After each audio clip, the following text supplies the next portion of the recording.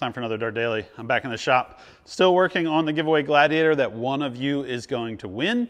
This is the brand new Jeep that is being raffled off by Cal 4 Wheel. Cal 4 Wheel is an organization that fights to keep trails open in the state of California.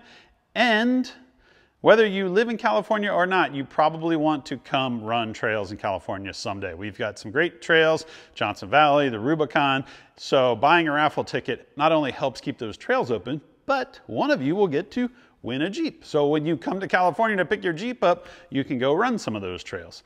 Today's project is we are going to install a rugged radio GMRS GMR45 radio system.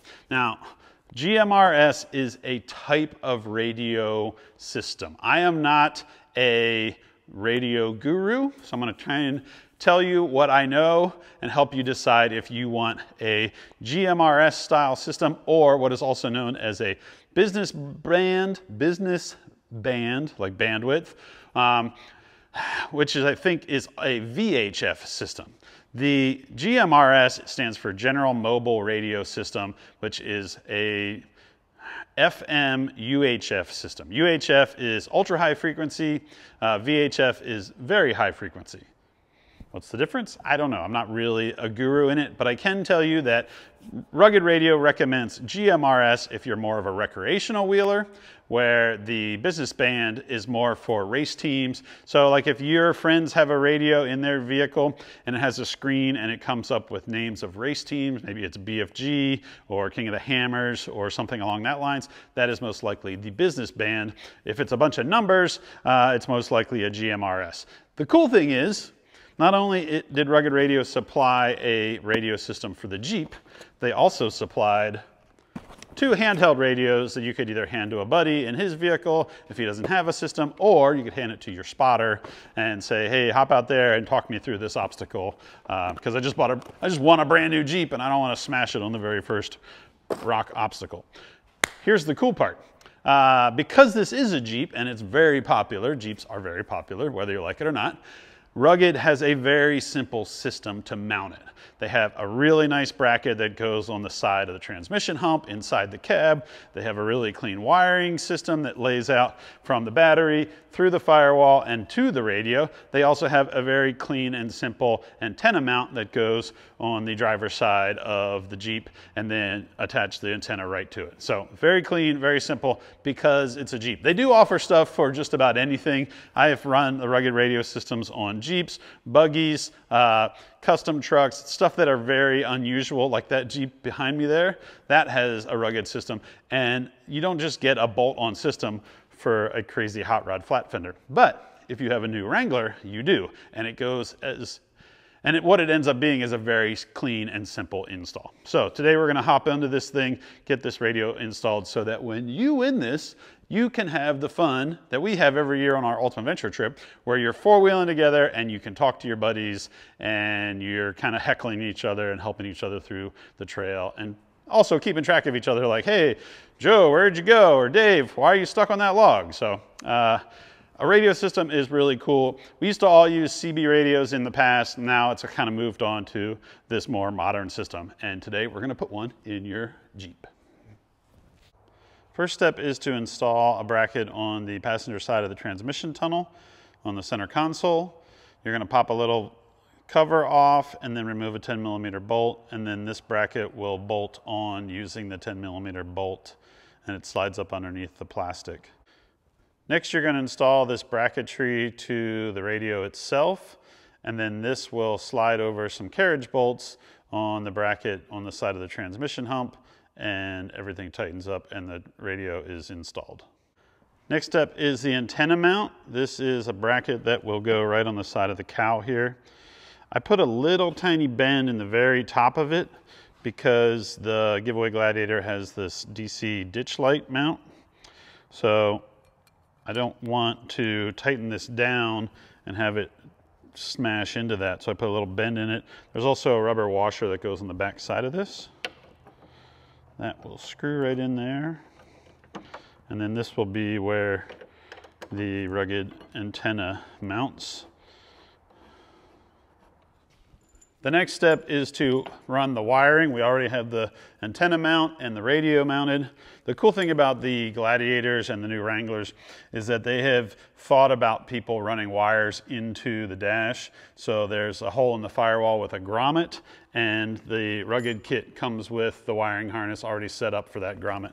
So you reach down in there, find that hole, pop out the grommet, run these two wires all the way through behind the dash and over to the radio, and then this wire will run across the top of the engine bay in that little wiring trough to the battery, and then this little wire will go right around the corner here to the antenna. The grommet is right in beside the master cylinder. It's actually kind of like a hard plastic plug. So you might want to grab some pliers, get a hold of it. Or the other option is a long screwdriver to get behind it.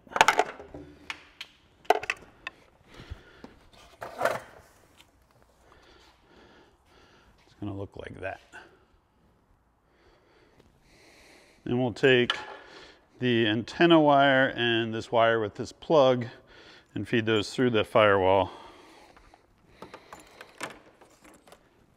Then you'll probably want to climb underneath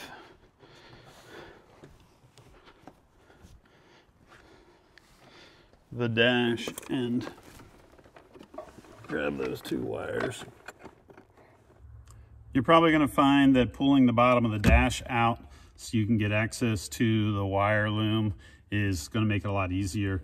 You got to get that grommet set in the hole in the firewall and then route the wires so that they're tucked up enough that you're not going to hook your feet on them when you're touching the throttle or brake pedal. I've got that out, and then I kind of zip tie them to some panels underneath there, and then you can snap all this back in, route the wires over to the radio, and then push the carpet back into place. Then you take this antenna wire and kind of gently route it there. And you'll see that there is kind of a O-ring and then a little plastic washer. Those are going to go on the top of this mount while the rest of it pokes up through the bottom. Then we'll pull out this cute little GMRS antenna, and that'll go right there. Then to get the power wires, we're going to come through here and pry open this wiring trough that runs across the top of the firewall. I actually had all that open when I did the S-Pod, and I didn't tighten it up because I knew that this wire was coming from rugged. So you just kind of feed this under this reservoir, which I think is for the coolant system, and inside all the way across to the battery. This, I think, is one of the coolest parts about the new Wrangler, is that they considered stuff like this, where wires could go, how to route everything nice and clean. I am not going to hook this up to the battery until I have everything inside hooked up. So for now, I'm just gonna get the wiring routed. So the wiring harness is going to route underneath the dash and then to the back of the radio. The antenna will go on this bottom fitting, and then the power and ground will plug into a little wiring harness that is on the back of the radio. The fuse for the radio is right here. So if you ever blow a fuse, the passenger can just change it while still running down the road. This is another plug that you're not going to use unless you're hooking up to intercoms. You might have headsets or an auxiliary speaker, so that can all get tucked in there. And the goal is to just kind of push everything in and clean, and then put the carpet back in place so that nothing's protruding out here. You will have a couple wires, but you don't want your passenger's foot to hook on any of that. Now we'll just go and hook the positive and negative up to the battery, and we should be good to go. We mounted the radio, we mounted the antenna, we routed the wiring through the grommet in the firewall underneath the dash, hooked it up to the back of the radio, ran it over this way and through this kind of bracketry on the back of the firewall, and now we're hooking it up to power and ground. Rugged is very adamant that you get power and ground directly from the battery and not from some other source like a chassis ground or power off of like your cigarette lighter or maybe your starter. I've hooked it up this way in the past and always had great luck. So I think the idea is that if you were to hook it up somewhere else on the vehicle, you could get interference from the engine running, some sort of dirty power that might make your radio not work as well. Maybe you get bad reception. So hook it up directly to the battery. That's the way they recommend it, and it seems to work out. Your fuse is at your radio and that little wiring harness right behind it. So if you have any issues, the thing doesn't power up, check that fuse. I think that's about it. We have power. Let's reach in here and see if this thing will start. Here's our radio. We powered it up. Right here on the dash, there's a magnetic mount for the mic, easy to reach. And don't forget you have a second and third handheld radio from Rugged so that you can talk to your friends or your spotters if they don't have it. Go check it out, Rugged Radios. That's it for this Dirt Daily. One more thing done on your Gladiator. Don't forget to go to cow4wheel.com and buy a raffle ticket. You need to contact them, apply online. They will send you raffle tickets, and then you mail it back in with your payment, and then you are in the drawing so that one of you can win this Jeep. That's it for this Dirt Daily. We'll see you guys next time.